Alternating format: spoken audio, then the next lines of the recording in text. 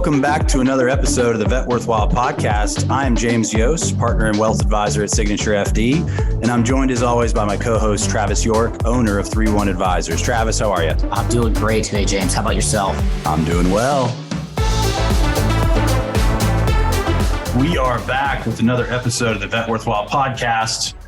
Got a fun episode today. It's our 13th episode, and we figured we would spare our guests from the potential bad juju of the 13th episode, just tackle a mailbag episode ourselves. So, Travis, what are we going to be talking about today? Give the audience a little bit of a backstory of what's going on, what a mailbag episode is. We got all kinds of fun. So the mailbag episode is going to be just full of whatever we have gotten from the listeners as questions.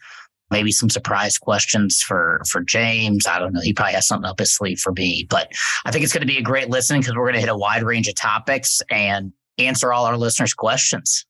Let's start with an easy one, Travis. This one came in. How many pets do you own?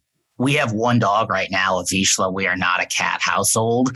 We have one dog. I think the boys in my household would love to have another one, but with a 2-year-old, we're not quite ready to dive into potty training yet. Let's get him potty trained and then we'll potty train a dog. There you go. Smart. So we have 2 dogs and 3 cats. 2 dogs are an Aussie and a Golden, and then 3 small rescue cats. Although we do have a room in our house that is basically served as a hotel room for any foster cats that my wife's rescuing. So how many pets actually operate in your zoo at any one time? Typically 5 plus a baby, but really it varies. Sometimes there's a couple rescues, stray kittens at times as well. So definitely a busy household. One thing that we've had is, what's your favorite episode? People are always like, well, which one do you guys like most? What guest has been the most fun? So I'll put that on you, James. Yeah, that's great. I think we've had phenomenal guests so far and are incredibly grateful for everybody for participating. I would have to say, all of them are fantastic, but having Ben Pate come in and having some cocktails with him to change up the format was pretty fun for me. So I'd have to put that as my favorite. What do you think? I think when you say cocktails, that kind of makes it easy, right? Like, I honestly think all of them have been great. And each one of them to me have been fun for a different reason. So I don't really have a favorite episode, and I'll do a nice job in dodging that question. There you go. Smart. So this is one that we got. What is your plan for this podcast? My plan has not changed if we go back and listen to the first episode, James. And I don't know if you have different thoughts, but it's to bring relevant topics, transparent, honest discussions around those topics, and be unafraid to address the things that are really floating around out in the industry and educate our listeners around those topics so they can make informed decisions.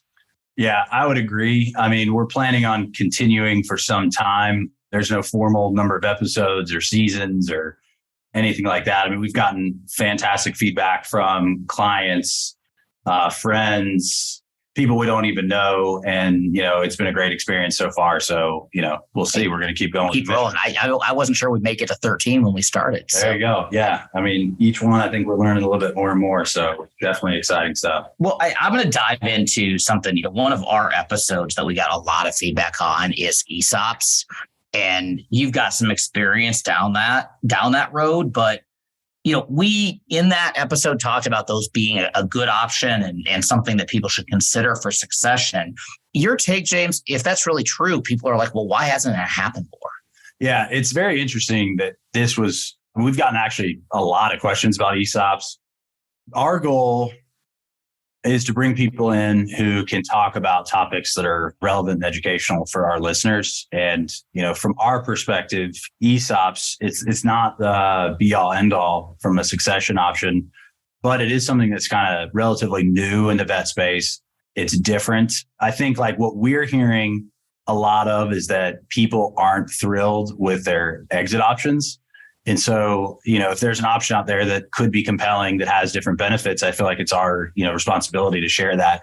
I think the reason it hasn't been implemented as much is it's probably the complexity and the cost, and, figuring out and navigating that cost and complexity makes sense in a lot of cases. But I think the average hospital is not going to be a great candidate for that.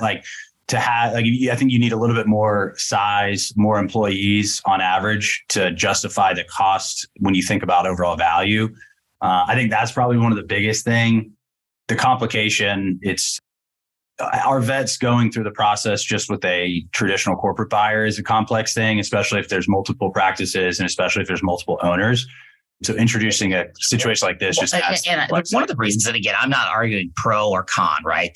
We could have a whole episode on the pros and the cons of every different exit plan. I think one of the things that has historically happened in the veterinary space is everybody waits until the day they're ready to sell and then they create their plan. Yeah. And ESOPs require a time investment on the front end. You have to start. It's not like you get up on January 1st and you're out June 30th, right? Yeah. And that prolonged process of getting that in place requires people to start thinking about that earlier, planning personal cash flow around that. So I'm excited about the opportunity to at least educate and walk people through what that looks like. But it's something that you got to start early if you want to do it, or it's just not an option. Yeah. And you and I talk about this all the time, but with multiples coming back down, the pool of people looking to make an exit from a demographic perspective has shrunken. We saw a lot of folks in their 30s, 40s, early 50s taking advantage of an opportunity to exit their business, at a 18 times or higher multiple, which makes a lot of sense. Like, you're going to accelerate any retirement plan, when you have those opportunities. Now, we've gone back to a different multiple ecosystem and environment, to where I think we're going to go back to a place where the majority of people we're seeing are going to be closer to that natural retirement age. And so it kind of changes the calculus when you think about your exit strategy and the timeline you have to execute that, which is another factor, which is different for everybody. Somebody wrote in, I just bought a hospital and a classmate told me to begin with the end in mind. What does that mean? And to me, that's a Stephen Covey thing. Of course, I love that guy, one of his 7 habits. But Travis, why don't you answer that one? Yeah, I guess that means exactly what we were just talking about on the ESOP side of things, right? I've had multiple conversations with people who were now regretting they're 53 years old and they were going to hang on for 18 more months. And their hospital's worth half of what it was 18 months ago, right? And if you begin with the end in mind, you've got a roadmap. You know when you need to get off. You know what you need personally to achieve that goal.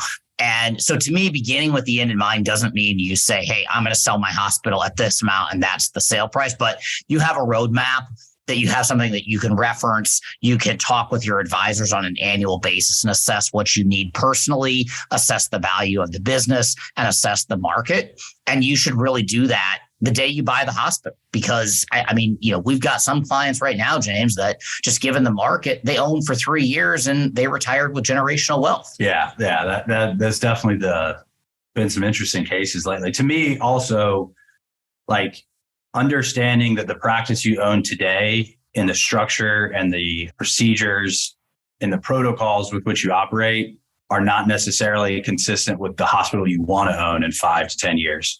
So, like, being, what I've seen, which is unfortunate, is sometimes people being a penny wise and a pound foolish, not taking a step back to either invest more in certain areas of their practice or, take steps that will have an adverse impact maybe in the immediate term, but it would be great investments long term when you think about what a potential buyer will want to see.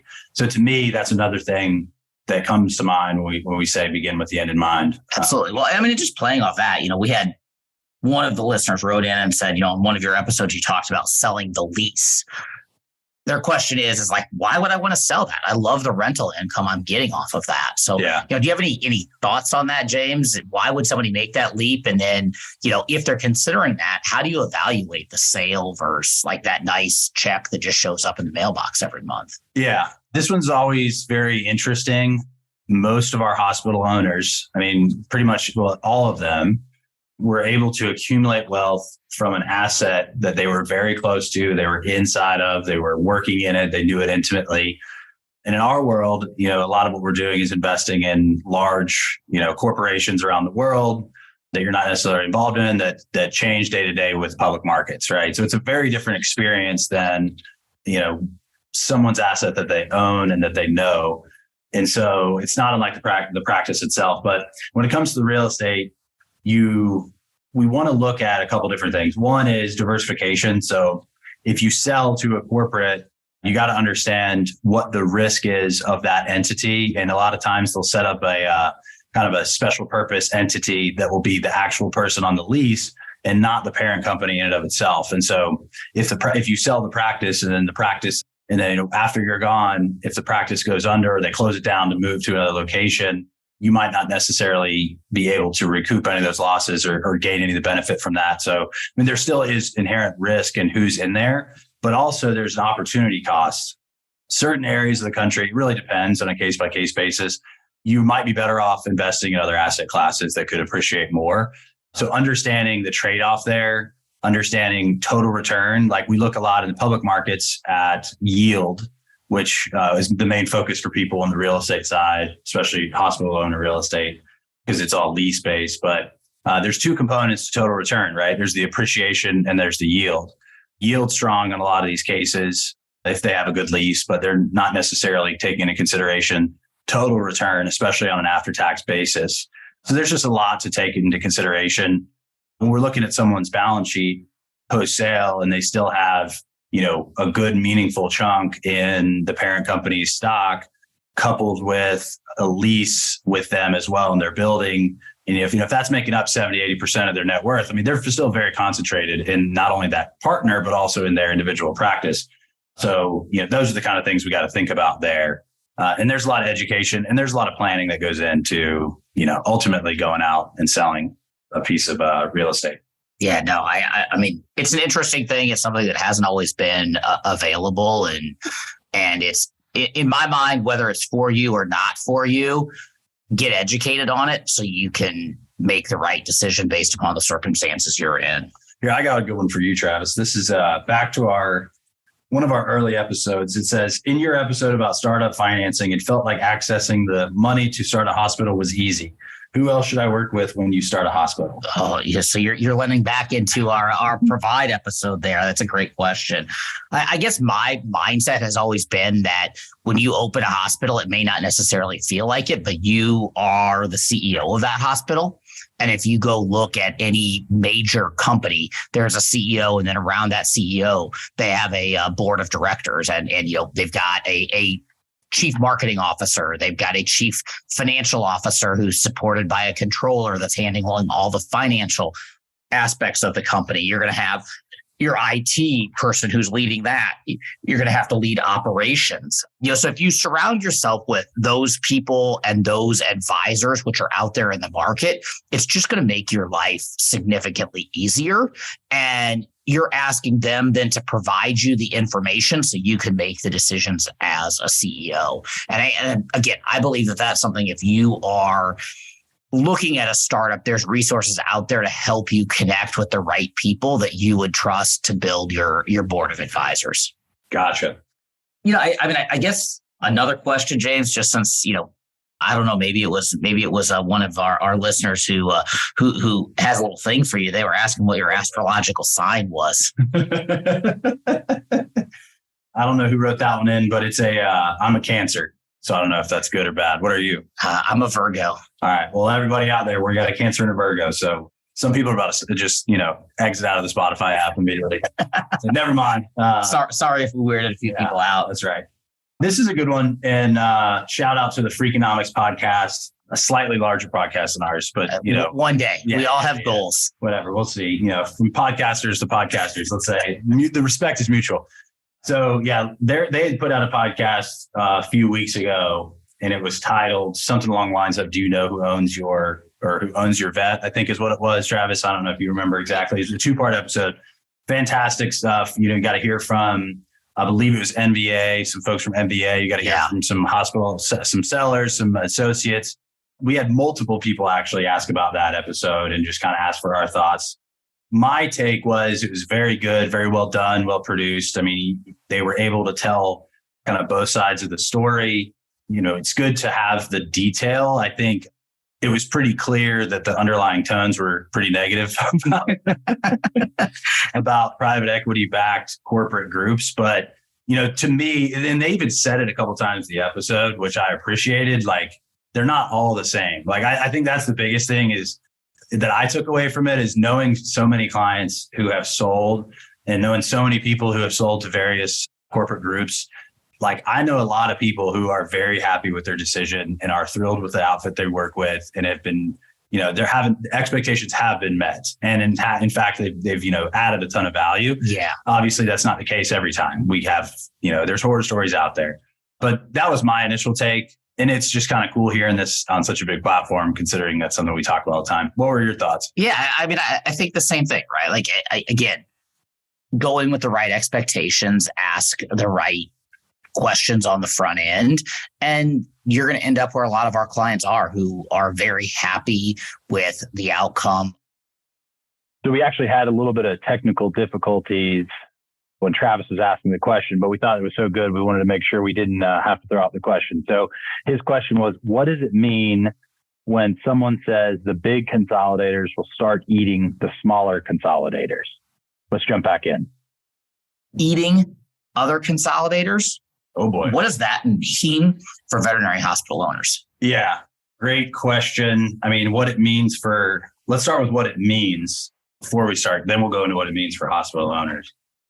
Over the last 20 years, the number of corporate consolidator groups, private equity backed companies that come in and aggregate hospitals into one platform, has grown exponentially, and then has started to, as we've seen multiples come back down, and as we see, the potential that potentially some folks had overpaid for practices and haven't quite gotten them to the place they want to get to financially, there's really only a few different exit options at the platform level.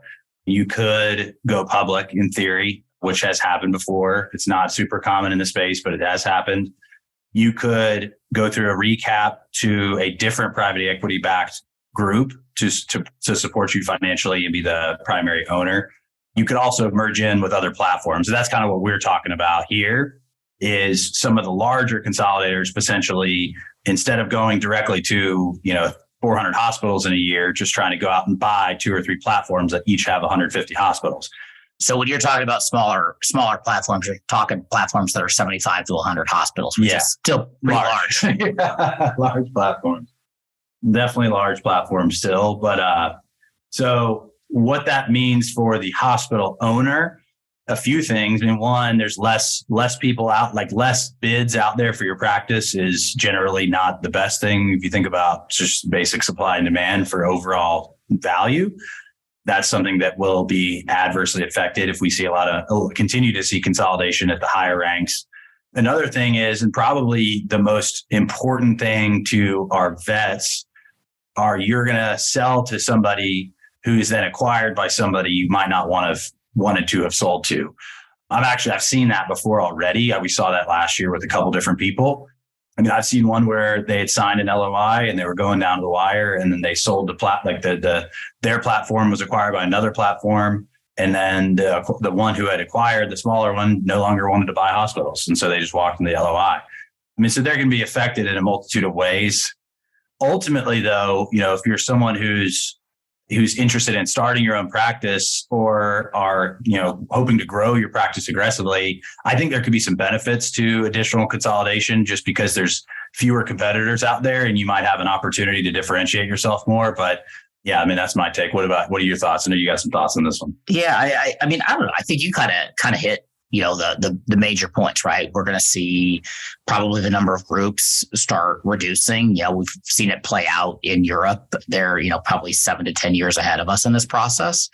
I think there'll be some, opportunities come out of it. There's always, boutique opportunities, right? I have some friends who are independent pharmacists and, look, there's a Walgreens and a CVS, in every town, yet there's still 23,000 independent pharmacies that operate and serve a boutique niche. And so I think as things continue, to evolve and become larger, it just creates more and more opportunities to create boutique solutions that fill a community's needs. Yeah, I agree. I agree completely. I think that's a really good question. Well, I'm gonna dive into one that may be a little bit dicey. There's been a lot of talk from the FTC around non-competes and not just explicitly in the veterinary space, but non-competes in general, and potentially removing those from individual veterinarians. How do you see that?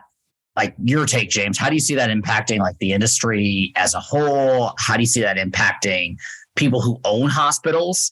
Not even consolidators, right? But let's just say individual veterinarians. And then how do you see it impacting, potentially obviously, let's all just assume it's positive for the individual associate veterinarian. Yeah, I think it's a fair place to start. It's definitely going to be a benefit to the individual veterinarian. Can I just ask one question on that? Do you think that the incentive for individual hospitals to invest in their veterinarians are going to be as great if they don't know depending upon how long they're going to be there? Yeah. That's the first thing that comes to mind is understand, to me, I'm thinking of several clients who I've worked with in the past who had a very small practice in a rural town as the only vet there, and just can in my mind, I'm picturing them training somebody on how the craft works, pouring a lot into them. And, they're paying more than the value that they're getting for several years as they train these people. And then them to go out and, to directly compete and take, very limited clientele in a small area. That's the situation that worries me about it. But I don't know if I think that's probably the rarer case, right? And I think that's right. We're looking at the exception, right? We look at the exception, and then, you kind of look at the general rule. I think it is. Look, I've worked in an environment, one of the first companies I worked with didn't require non-competes. And I always felt like, hey, if you want to go compete, rising tide floats all boat, push us to get better. And they took the stance that, hey, as an employer, I'm going to own the responsibility to make you want to stay with me. But I also look at it and I think there's, some unthought about risks in the sense that there's a lot of veterinarians who own hospitals. And to your point, it's one thing, if they go 10 miles away and open a hospital, it's another if they have no restrictions and, just ethically, they're like, hey, I'm going to go across the street. Right. It's kind of like most legal documents. They only matter when things get toxic, I don't know. It's going to be very interesting to see, how it plays out.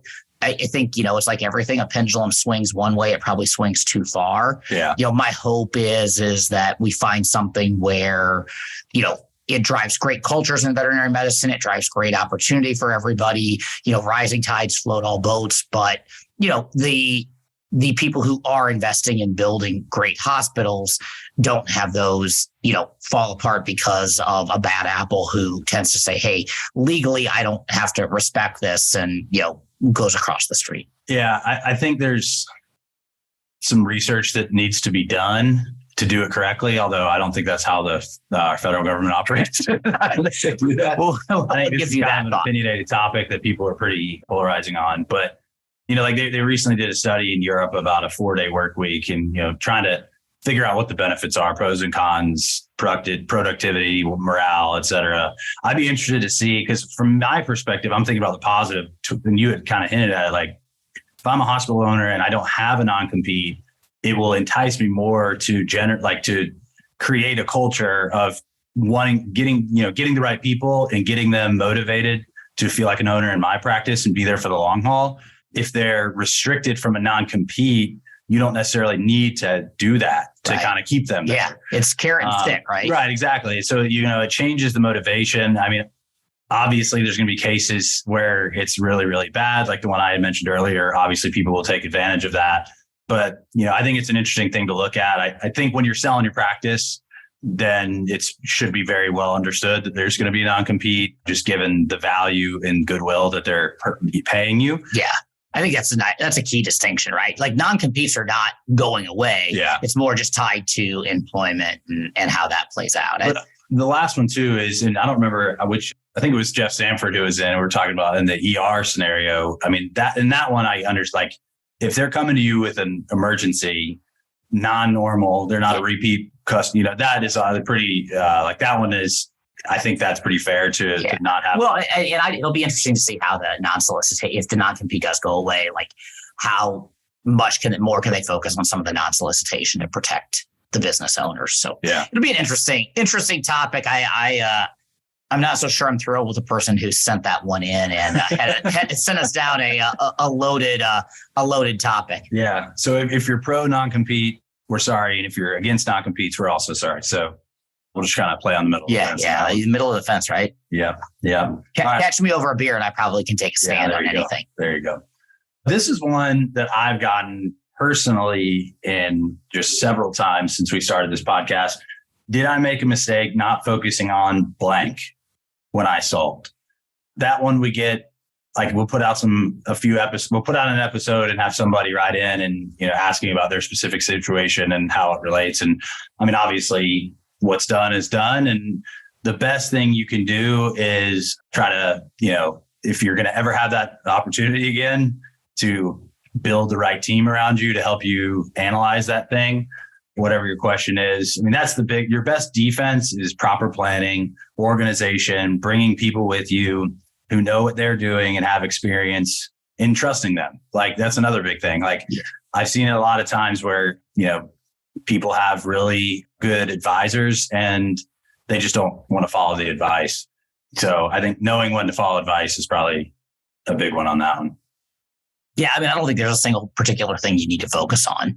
It's just make sure you've got the right team around you so that then the team is focusing on what they know.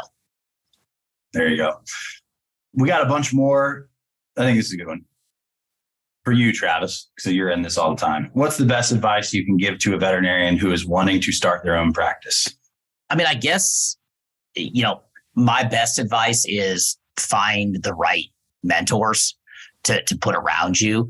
You've got to have somebody who understands the medicine side of things. You've got to have somebody. It kind of dovetails back into building that advisory board, right? It in my mind, that if you're starting a hospital, you don't have to know everything. Yeah. You don't have to do everything. And that's probably the one key piece of advice. You don't have to do everything. You don't have to know everything, but you better make sure that you go get people around you who do. Yeah. Yeah. And just having known, like, the community of veterinarians is so open and, I think willing to help each other. Yeah.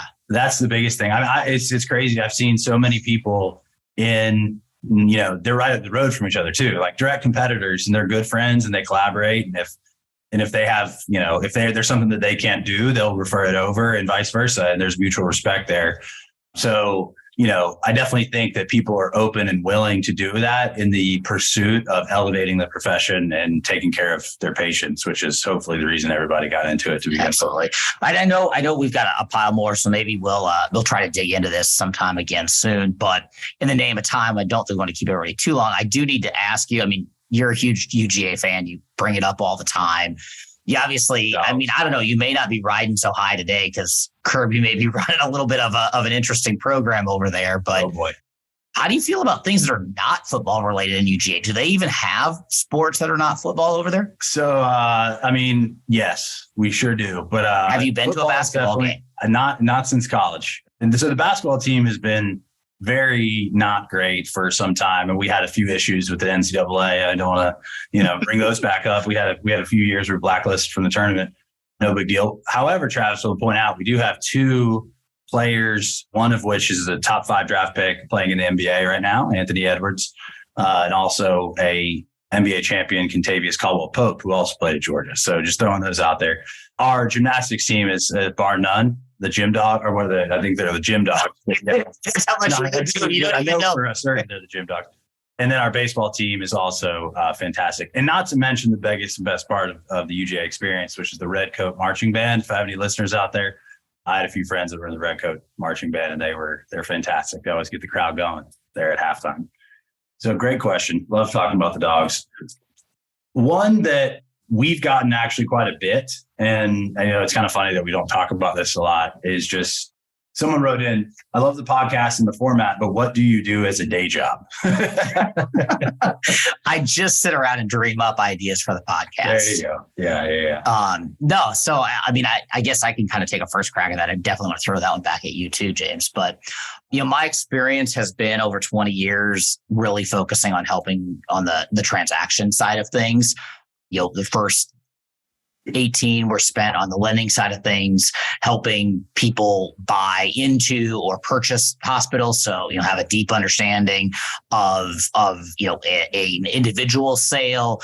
I spent 2 or 3 years really creating some unique structures, which I'm excited about now, potentially creating some unique structures to think about transitioning to associates for some of the, 3 and 4 and 5 doctor hospitals. And then obviously I understand, the larger transactions. So, you can always grab me to talk transactions. I love talking team building. I think that, all the hospital owners that I helped on the purchase side that have been successful have built great teams around them. So I'm always happy to talk about those. Those are kind of the two things that, if you're thinking about that stuff as a day job, I would love to talk to you and share some of my information on that. There you go. How do they find you? What's your email? Email is just Travis at 3 and 1 all spelled out vetadvisors.com. You can go hit my website 3and1vetadvisors.com as well. How about you, James? So we are Signature FD is an independent wealth management firm in Atlanta. I run our team that works with veterinarians, and so all the stuff that you just said and do is mainly around the business. Where we come in is to help our clients understand the personal ramifications of all of these various decisions, help them plan it out, help them with some proactive tax planning, organize all this information, and ultimately, design an investment program that's built to meet their goals and fit their needs. Now, is it only once they've sold, that's the only time you want to talk to them, right? No, honestly, that's where we end up doing a lot just because there's a lot to do at that point in time. But I work with people in all different stages. And so some of our clients are, building up their practice and are probably going to be exiting in the next 3 to 5 years. And they really just want to get a lot of the blocking and tackling and infrastructure done now to set themselves up for a sale, and that they can truly, turn over the reins easily. But, a lot of our clients have sold before, and they have some equity in one of the corporates and have hired us to manage their investments, but also to. Well, that brings up a really interesting point, though. Yeah. I mean, obviously there's a lot of people who have, created partnerships and sold, and, they've got some level of reinvestment.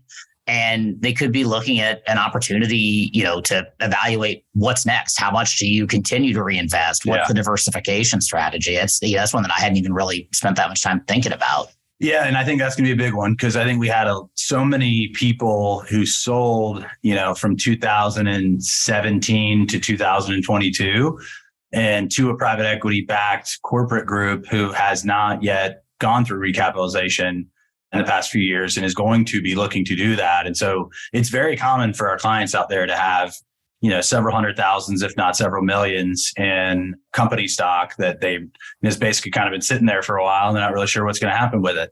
And so there's a lot to do with that. There's a lot of different planning things you can do around that. I mean, a lot of different planning things you can do around it. But, ultimately it's that second bite of the apple. And I think when it comes time, there'll be a lot of people who sold early on who are going to be very pleasantly surprised with the wire that's going to hit their account at some point. Some will not be, but I think there's going to be a lot of people very excited. So that's something that we do as well, is help with the planning on that. Nice. Well, I'm going to throw the wrap up question out. I was going to throw it to you. That, but we're not going to do the normal one. I was about to say, on the first ever podcast, I answered the second half of the question. Yeah. So repeat. Let's just go with what's your favorite food and then what's your favorite drink? Oh, so my wife and I are very obsessed with ethnic foods such as Thai food, Bangladeshi food, Indian food, Chinese food, Korean food. That's kind of our favorite genre, which is pretty wide. We used to live off Buford Highway here in Atlanta for the local listeners. And yeah, we fell in love with it. It was awesome. So that's, I would say, favorite food. And then drink, shout out to Ben Pate, who was here. I mean, I usually just drink, when I'm drinking at the house, it's purely almost exclusively just a cocktail, usually bourbon or scotch on the rocks. I went through a little vodka on the rocks phase. That was a little weird. Some dark times. But I don't drink a lot of beer at the house. When I'm drinking at the house, it affects my sleep a little bit. So I try to focus on the hard stuff, a couple glasses. What about you? I mean, the food is simple. I'm a Midwestern kid, so give me a medium rare filet and we're set, right? You know, and I'm just as happy to not going to take anything away from some of the great steakhouses that I've been to, but I'm just as happy to make that thing at home on the big green egg and go with that myself. I tend to be one who likes that steak with like if I am going out, some of the best hash browns. I've got a few restaurants that serve some pretty phenomenal hash browns that alongside of the steak is kind of the go-to. On the drink side of things, unfortunately, I have got diagnosed with celiac, which has kind of had to pivot me off of what was my go-to. There was nothing better than a beer with a steak. So I probably now am, mostly a bourbon on the rocks with the steak. So that's kind of it. Now I'm getting an appetite worked up. Love it. Good stuff. Well, this has been fun. Vet Worthwhile Podcast. James Yost, Travis York. Thanks so much for joining, everybody. We'll see you next time. Thanks again for tuning in to the Vet Worthwhile Podcast. You can find us online at signaturefd.com/signatureveterinary. And then our ask would be, if you found this episode valuable, just think of one friend or colleague that you think would enjoy the content and just please share. So thanks again. We'll see you next time. Travis York is the owner of 3-in-1 Vet Advisors and a partner of Signature FD. 3-in-1 Vet Advisors is a veterinary consulting and strategic planning firm of which Signature FD has no involvement or ownership. James Yost is a partner and wealth advisor at Signature FD. Signature FD is an investment advisor registered with the U.S. Securities and Exchange Commission. 3-in-1 Vet Advisors and Signature FD are not affiliated. Mr. York provides all non-investment advisory services through 3-in-1 Vet Advisors. The opinions of the guests and the contents of this podcast are intended to be educational only and should not be relied upon as investment, tax, business, or planning advice. You should consult with a professional advisor prior to taking any course of action that may impact you or your business.